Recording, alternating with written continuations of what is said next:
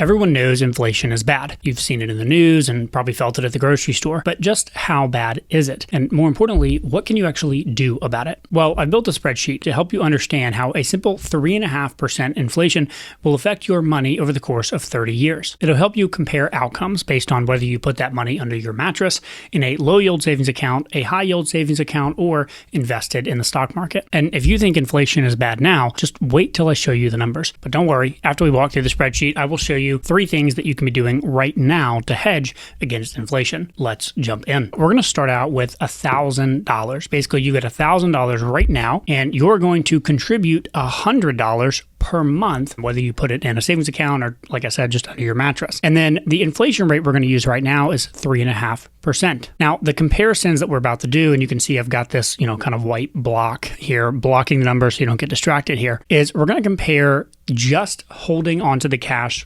literally at home versus a low yield savings account that's earning 0.1% interest, which is what a lot of most savings accounts out there these days are returning, versus what I would call a high yield savings account, something like Ally Bank or Wealthfront or Betterment. Schwab may even have one of these right now. You can find these out there currently in the 4.5% range. By the way, if you want to download this spreadsheet and kind of play around with these numbers yourself, you can totally do that with the link down below. Now, our last column here is going to be 10% return in the S&P 500 index. Now, again, this is pre-inflation. Okay, inflation is 3.5%. And so these numbers are based on pre-inflation. This is the interest you're earning, and then inflation kicks in and you're left with the real dollars after the fact, which we'll get into. You can see after 1 year, we've contributed $1,200, right? 100 every single month. If you're leaving this in a low yield savings account, you will earn $1.55. Woo! So at the end of the year one, you got $2,200. Now, at the end of year one for the high yield savings account, you've at least earned about $70, right? So you're at $2,271. And if you had invested this money and earned 10%, which of course we know it's going to go up and down, but again, we're playing with averages here, then you would be up to $2,361. Let's zoom out down here to year 10. You will have invested $13,000. Again, if it's just under your mattress, 13 grand. But if it's in a low yield savings account, then we're going to be at 13,069. So over the course of 10 years, by putting it in a low yield savings, you've made $69.75. It is abysmal. And this is why you don't want to hold too much cash in savings. It's crazy. In low yield savings, I should say. Now, the next one here is a high yield savings account. You're earning that 4.5%. So at this point, you've invested 13 grand, but the account now is worth $16,686. So you've made about $3,600. Not too shabby. Now, if you had put this into the stock market earning 10%, then you would be up at $23,200. Pretty cool. Obviously, lots of ups and downs. Again, we're going with an average, a compound annual growth rate average. All right, now by year 20, you are at $25,000 invested, $25,260. So you've earned $260 in the low yield account. You're at $41,267. And for the stock market, we're up to $83,000. Pretty cool. All right, let's go ahead and zoom to the end of 30 years. And I'm going to hide the bottom of the spreadsheet for just one more second. And let's kind of get our minds wrapped around these numbers after 30 years. So after 30 years, we have personally put in $37,000, right? $1,000 initially, $100 a month. In the low yield account, it is now worth $37,574. So you've earned about $575 over the course of 30 years. Now, in D, right, so here we are in the high yield savings account, it's now worth almost $80,000, okay? So it's up to $79,786. And so some quick math here, what is that, 43,000-ish or so you made? So you've more than doubled your money, put in 37, and it's now worth almost 80. And then in the stock market, you would have put in 37, and it's now worth almost $250,000. Pretty cool. Just shows you how amazing and how impactful investing over the long term is if you are actually investing your money. Now, that's cool, but here's where things get a little bit sad. Let's really focus in on inflation here. I'm going to exit this out. First, let's talk through what I mean when I'm talking about these numbers right here. For the low yield account, right, you're earning 0.1%, basically nothing. It's worth $37,574. Now, this is a concept that I want you to wrap your head around. If you look at the bank account, if you go log into the bank account, you will see the number $37,574. So you've earned $574, but because of inflation, it's been losing 3.5% of buying power every single year since then. What this actually means is it's not that you're going to literally lose this $14,000, okay? So that's not how inflation works. It's just that the price of eggs and milk and bread and gas and cars and utilities and electric and houses and rent and all of the things in your life, those costs go up so much that even though you have $37,000, it will feel like $22,900 does today. So effectively, you have lost $14,000 over the course of that 30-year period. This is why it is critical for you to not hold lots and lots of your net worth in cash unless you are so wealthy that you can just totally take it and totally deal with the inflation like this, right? You should at least get your money into a high yield savings account. You'll notice the high yield savings account does a little bit better, right? So the account is worth $80,000, right? So $79,786. It's earned $42,000, pretty cool. But the value in today's dollars is 43. So again, compare today's dollars versus today's dollars. That's what we're trying to do here. You've invested $37,000 over the course of these 30-year period. It now is worth about 43 because inflation has eaten away the buying power. And so the actual earnings was $6,312 in terms of the real money that you felt like you earned. Even though, yes, technically it is $80,000, it will only buy you an additional $6,000 worth of goods and services because of inflation. So then let's take a look at the market. The idea here, right, is that we're earning 10%, but we have 3.5% inflation. Okay, so we're only actually earning 6.5% in terms of real buying power. And so again, we are going to have an account that's worth $245,000, but it will feel like $117,000.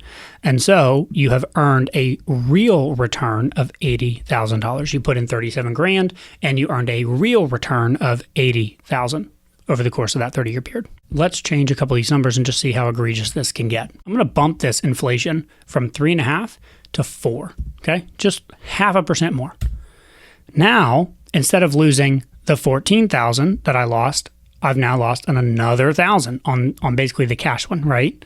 So $15,500, let's do this to 5. Now all of a sudden, look, I lost another $3,000 basically. So again, you can see how just these little small incremental changes in inflation can have huge impacts on the buying power of your dollars. Even just going up from 3.5 to 5% over the course of 30 years on average makes a humongous difference in the total earnings. Let's take a look at this one, for example. 3.5%, the real earnings in the market was $80,000. But if instead I make this 5, the real earnings are now down to $50,000. Right? Inflation is just an absolute killer. So hopefully, if nothing else, the spreadsheet has at least convinced you that inflation should be taken very seriously, and you should ask the question, but what can I actually do?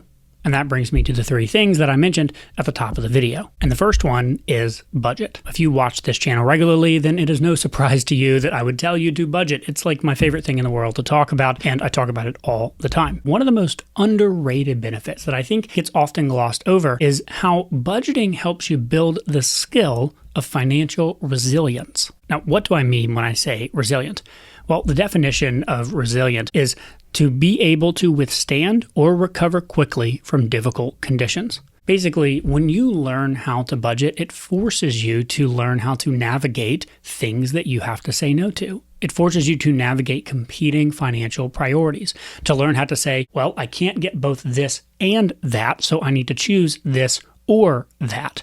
Or if I truly want both of these, then I need to give up this third thing over here. And dealing with inflation is all about knowing how to make trade-offs and when and what to prioritize.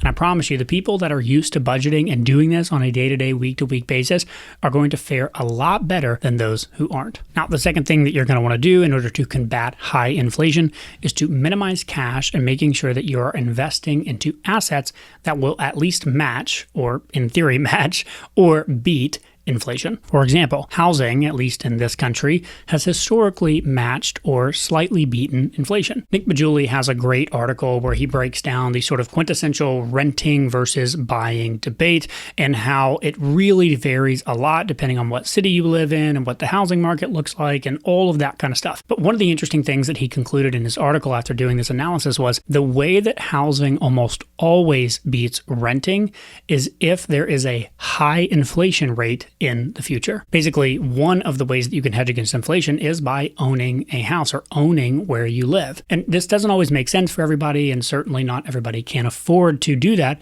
Certainly not everybody can afford to do it in the city that they currently live in. But if you are really concerned about the future inflation and you think that it's only going to get dramatically higher, then this is certainly something that you would want to consider. Now, another example of this that everybody can do without having to own a home is to make sure that you are investing in the stock market.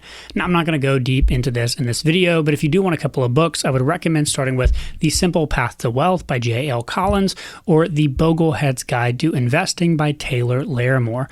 Both of those books are some of the earliest books I read on investing, and I think do a fantastic job of breaking down the beginning steps for anybody to follow. That being said, by investing money into stocks, you're getting your money out of cash and into owning an asset that at least typically matches inflation and often will beat it over the long term. Alternatively, of course, you can also put your money into other assets, getting it out of cash, like precious metals, gold and silver, or even crypto like Bitcoin or Ethereum. Again, I'm not giving financial advice here. I'm just merely explaining how you can get your money out of cash into other assets that can, at least in theory, be a hedge against inflation. But you should absolutely do your own research before pouring a significant amount of your net worth into any of those things. The biggest thing I want to impress upon you with this step is I see so many people, especially depending on when you were born. I find that there's a certain couple of decades where people were born where they were coming of age right when the stock market was absolutely plummeting, and they're sort of scarred from that, who are very, very nervous to invest. And I get it. If that's you, I totally understand. It seems like, man, what happens when you just put a bunch of money in there and then all of a sudden it just goes away and you lose a ton of cash? I get it. The problem, though, and what I want to impress upon you with this spreadsheet is that, yes, if you invest into the market, there is a chance that you can lose money, especially if you sell emotionally during a down market.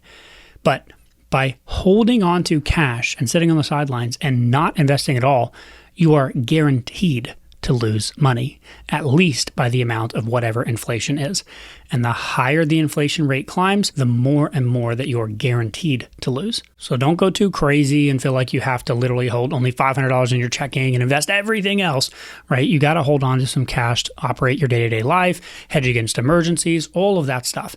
But once you've gotten your budget kind of dialed in, you really need to think about how you can prioritize investing, not only to grow your wealth, but also to hedge against the inflation that will inevitably come. Now, the third step that you need to do to hedge against inflation, and this one might surprise you, but it's actually to let it go and not worry about it once you've got your plan in place. Now, Hannah and I just released a podcast a couple of days ago talking about the circle of control versus the circle of concern and how to apply that exercise with the news cycle and all of the ups and downs of the market and everything that sort of clogs our news feed, constantly worrying us about the future. And if you're struggling and getting bogged down in this news cycle and worrying about what's going to happen with the election and inflation and all these things, I would encourage you to check out that video podcast that Hannah and I did, and we'll link it down below this one here. That being said, the most important foundational skill for personal finance is being able to manage your cash flow. So continue focusing on your budget, continue focusing on building that skill set, and I promise when more inflation comes, you'll be happy you did. As always, thank you for watching, and I will see you in the next video.